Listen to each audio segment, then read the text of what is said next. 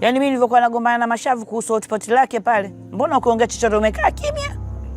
Sasa ni kwamba mimi nimesema kusudi nisije kaonekana labda mimi napaprisha mambo, ndio maana nimetulia. Hebu nipishe huko. Mimi mwenyewe nayekusukuma shoga yangu ninategemea hicho hicho kula. Yaani nyie wanga kweli nyie.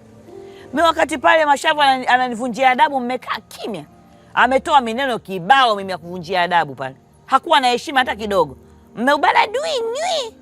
Sasa hivi kilo lielie mnataka hiki chakula. Sasa kwa taarifa yenu niwaambieni, hiki chakula simpi mtu yote zaidi ya mwanangu bibie. Nakula mimi na bibie tu. Wewe thubutu, unanichekesha. Tunakiputa hicho.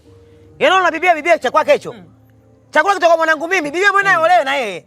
Unanijua. Upate mko leo kachukua chakula. Wewe vipi? Sio unanijua unanisikia. Puta kama mwanamke kweli. Kipute. Ha? Ili kuolewa. Hivi yule mtoto wako nikuulize wewe siwa kaolewa kasogezwa. Kule ni kuolewa. Chumba kimoja kama vile ni kuolewa. Kaolewa na Mwarabu wa Mangula yule. Hivi kimanzi chana kutoka na Mwarabu. Ndio kuolewa kule. Wewe usitafute mimi nitapike nyongo wewe. Anza utapika chakula wataka chakula. Utapika nyongo inakuhusu nini? Chefu wako kaolewa. Awe Mwarabu kampata. Hata Mangula kimasiana kampata.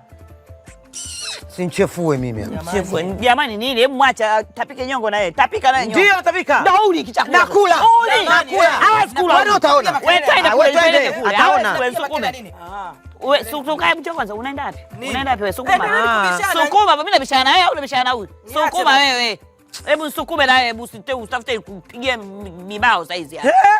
Kumbe unajeuli miguu huna? Najeuli miguu sina, unaijua leo kama miguu sina. Nadilisha.